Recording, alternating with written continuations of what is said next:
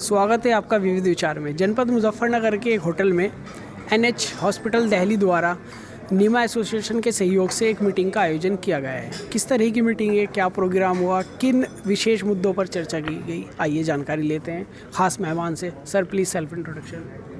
मैं डॉक्टर अंशुमान कुमार हूँ, cancer surgeon हूँ, दिल्ली धर्मशिला कैंसर अस्पताल से आया था।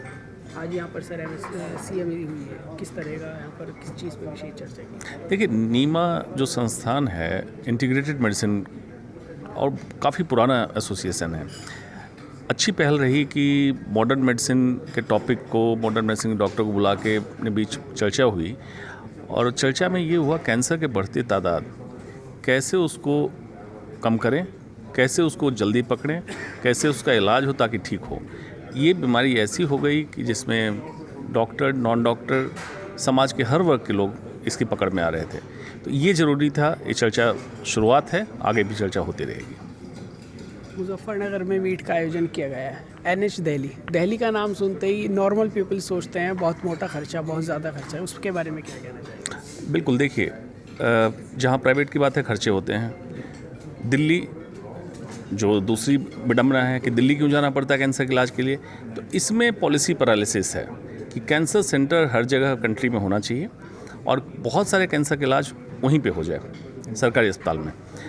अब दिल्ली में खर्चे की जहाँ तक बात है, लूट में और वास्तविक खर्चे में अंतर है। लूट भी चालू है और वास्तविक खर्चा जो होना चाहिए वो होना चाहिए, उस पर लगाम लगना चाहिए, जिसको हम कहते हैं कैपिंग। जैसे कोविड के समय आपने देखा होगा, कैपिंग की गई कि इससे ज़्यादा खर्च आप नहीं करा सकते हैं। सेम ज़रूरत है, अफोर्डेबल हो जाएगा। कैंसर ट्रीटमेंट अफोर्डेबल ट्रीटमेंट है, कॉस्टली ट्रीटमेंट नहीं है। मिडिल क्लास लोगों के लिए आपके यहाँ पे कोई विशेष सुविधा, कोई डिस्काउंट? मिडिल क्लास या इसके लिए मैं तो यही गाइडलाइन दूंगा कि पहले कैंसर से बचिए। 70-80% तो कैंसर हो ही नहीं सके, इस पे काम कीजिए। और अगर हो जाए तो बहुत सारी इंश्योरेंस पॉलिसी है, आयुष्मान भारत योजना है, बहुत सारे कुछ है, उससे इलाज कराएं। बेवजह भावनात्मक होके घर के पैसे खर्च करने की बहुत ज़्यादा ज़रूरत नहीं होती है। कैंसर से बचने के लिए आपने कहा, क्या उसके लिए क्या जागरूक गाइडलाइन देना चाहिए? जीवन शैली संबंधित बीमारी है जिसमें आप अपना आहार, व्यवहार और विचार तीनों ठीक रखें, जिसमें आपका खाना पीना से लेकर सारा कुछ, सोने जगने की प्रक्रिया है, उसको नॉर्मल रखें, कैंसर से बचेंगे। अभी आप इसके सोशल मीडिया के बारे में बता रहे थे, मोबाइल ख़ास तौर से, उसके बारे में क्या? मोबाइल इतना बड़ा पॉइजन है समाज का और एट द सेम टाइम ज़रूरत भी है। तो ज़रूरत को ज़रूरत की तरह आप इस्तेमाल करें, उसमें उलझ न जाएं। मोबाइल या टेक्नोलॉजी को अपना गुलाम बनाएं, उसका गुलाम न बन जाए। उसके गुलाम बनेंगे तो बीमारी होगी। आज की युवा पीढ़ी तो गुलाम बन चुकी है। युवा पीढ़ी जेन जेड बोला जाता है, जो अब एडल्ट हो चुके हैं, और अब अल्फ़ा जनरेशन चल रहा है। इनके, हम लोगों के लिए मोबाइल एक टूल था, इनके लिए मोबाइल इंटीग्रेशन है, इनका पार्ट है। जैसे आप कपड़े पहनते हैं, बिना कपड़े के नहीं निकल सकते, ये बच्चे बिना मोबाइल के नहीं निकल सके। उनको ये जागरूक करना है कि मोबाइल का समुचित और सही इस्तेमाल कैसे करें, बस इतना ही करना है। उनको मोबाइल हटा नहीं सकते, मोबाइल से, मोबाइल उनके लाइफ का पार्ट है। चैनल के माध्यम से कोई और आप अपील करना चाहेंगे? देखिए, मैं तो यही कहना चाहूँगा, मेन स्ट्रीम मीडिया दूषित हो चुकी है और आप लोग जैसे जो चैनल वाले हैं वही कुछ समाज को जागरूक करें, वही एक तरीका बचा है। अदरवाइज समाज भेड़ चाल में चला गया है। आप लोग सोशल मीडिया और जो यूट्यूब चैनल है, ये लोग अभी बचाए हुए हैं, इसको बचा कर रखिए। ये भी कब तक बचेंगे? बचेंगे। मैंने प्रेजेंटेशन में बताया था, रोलर कोस्टर है, अगर गर्त में है तो उत्थान भी होगा, उम्मीद ना हारें, होगा। साथ ही हमारे साथ नीमा एसोसिएशन के सचिव साहब भी मौजूद हैं, आइए उनसे भी जानते हैं। प्रोग्राम हुआ है सर, किस चीज़ पे ज़्यादा जोर दिया गया है, क्या कहना? ये आजकल जो प्रोग्राम था CME भी था।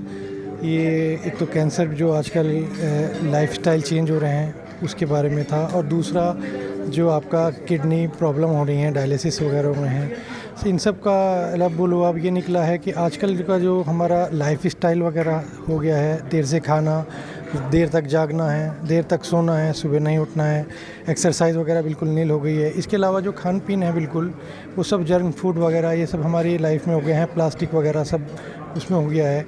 तो इसका मेन मुद्दा यही है कि हमें खुद, हमारी एक डॉक्टर के नाते भी और एक इंसानियत के नाते भी हमें इस चीज़ का ध्यान रखना चाहिए कि हमें इन चीज़ों का जागरूक अभियान सब लोगों तक पहुंचाना चाहिए, तभी थोड़ा इन चीज़ों से बचत हो सकती है।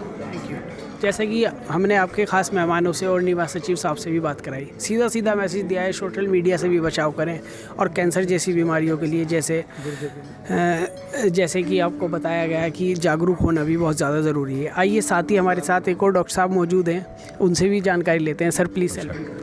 मैं डॉक्टर एल.के. झा हूँ। मैं डायरेक्टर हूँ nephrology and kidney transplant at Dharamshila Narayana super speciality hospital Delhi में। यहाँ पर CME का आयोजन किया है, किडनी के बारे में आपने विशेष जोर दिया है, क्या मुख्य बिंदुओं पर बात करना चाहिए? नहीं, मैंने तो ये समझाने की कोशिश ये की है कि किडनी की बीमारी है, ठीक है, कॉमन होती जा रही है, काफ़ी कॉमन है, रीजनेबली कॉमन कह सकते हैं। डायबिटीज़ जैसे कॉमन हो रहा है, BP के पेशेंट्स कॉमन हो रहे हैं, और किडनी की बीमारी भी हर 10 में एक मरीज़ किडनी की बीमारी का फेस कर रहा है। और जैसे से ये कॉमन हो रही है, उसके साथ कई सारी उनकी भ्रांतियाँ भी होती हैं। मिसकंसेप्शन जिसको कह सकते हैं, मिथ्स कह सकते हैं, जो कहीं सुनी बात लोग सुन लेते हैं, उनके साथ ऐसा हो गया, उनके साथ डायलिसिस हो गई, एक बार शुरू हुई, इस तरह कई सारी बातें होती हैं। उनमें से बहुत सारी चीज़ों को अगर हम फैक्ट्स सामने रख पाएँ, और हमारे यहाँ इतने सारे डॉक्टर्स थे तो उनके सामने हमने ये डिस्कस करी फैक्ट्स क्या क्या मरीज़ सोचते हैं या समाज में फैली हुई बातें हैं, उनको हम कैसे सही से उनको बता पाएँ। किडनी की प्रॉब्लम शुरू कहाँ से होती है, उससे बचने के लिए किस तरह के आप मैसेज देना चाहिए? राइट, आज के टाइम में जो किडनी की प्रॉब्लम्स हैं, कॉमन प्रॉब्लम्स हैं, कुछ तो हैं जो डायरिया, लूज़ मोशंस हो गए, डिहाइड्रेशन हो गई, कुछ इन्फेक्शंस हो गई, स्टोन हो गई, शुगर हो गई, ब्लड प्रेशर हो गई, कई सारे कारण हैं, कुछ एलर्जिक कारण भी हैं।